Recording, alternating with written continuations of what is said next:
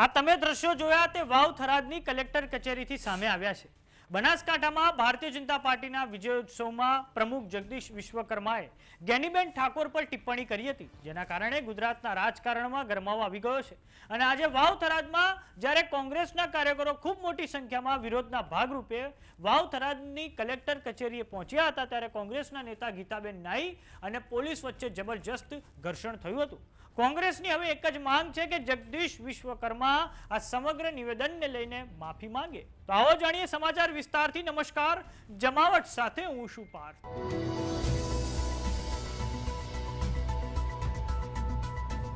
ભારતીય જનતા પાર્ટીના પ્રદેશ પ્રમુખ જગદીશ વિશ્વકર્માએ બનાસકાંઠાના વિજય ઉત્સવમાં જ્ઞાનીબેન ઠાકોર પર એક કોમેન્ટ કરી હતી, જેમાં તેમણે કહ્યું હતું કે જ્ઞાનીબેનના સાડીના પલ્લુમાંથી અમે સીટો આંચકી લીધી છે। અને આ પછી તો કોંગ્રેસના કાર્યકરો દ્વારા વાવ થરાદમાં રેલી કાઢીને જબરજસ્ત વિરોધ કરવામાં આવ્યો છે, જેમાં કોંગ્રેસ દ્વારા માંગણી કરવામાં આવી છે કે જગદીશ વિશ્વકર્મા દ્વારા માફી માંગવામાં આવે। પરંતુ આજે કોંગ્રેસના વિરોધ વચ્ચે એક નવો વિવાદ ઉભો થઈ ગયો છે, જેમાં વાવ થરાદ કલેક્ટર કચેરીએ કોંગ્રેસના નેતા ગીતાબેન નાઈ અને પોલીસ કર્મીઓ વચ્ચે જબરજસ્ત ઘર્ષણ થાય છે। કોંગ્રેસના આગેવાન ગીતાબેન નાઈનો આક્ષેપ છે કે પીએસઆઈ દ્વારા મને અપશબ્દો બોલવામાં આવ્યા હતા અને મને ધક્કો પણ મારવામાં આવ્યો હતો।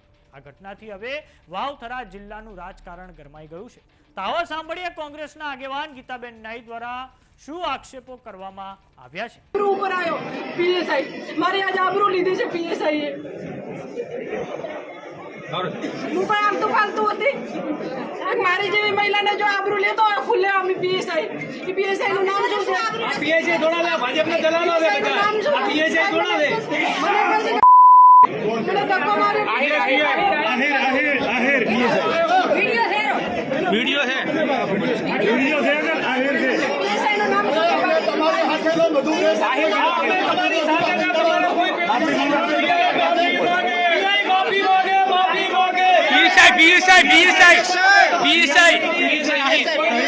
પીએસઆઈ આહિર। મારા જેવા મહિલાઓનું અપમાન થતું હોય તો આ મહિલાઓ શું થતું હશે?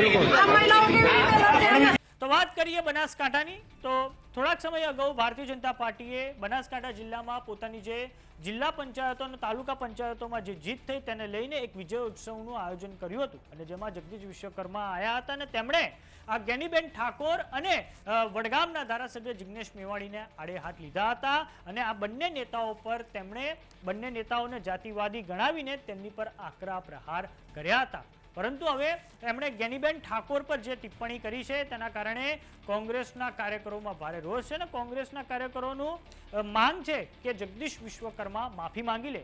તો બીજી તરફ ભારતીય જનતા પાર્ટીનું એવું કહેવું છે કે આ જગદીશ વિશ્વકર્માનું જે આખું નિવેદન છે તેને ખોટા સંદર્ભમાં રજૂ કરવામાં આવ્યું છે। તો સમાચારોમાં અત્યારે બસ આટલું। જોતા રહો જમાવટ। જો તમે અમને યુટ્યુબ પર જોઈ રહ્યા તો સબસ્ક્રાઇબ કરો, જો તમે અમને ફેસબુક પર જોઈ રહ્યા તો ફોલો કરો, સાથે જ અમારી વોટ્સએપ ચેનલ આવી ગઈ છે, જોઈન કરવાનું ના ભૂલતા। નમસ્કાર।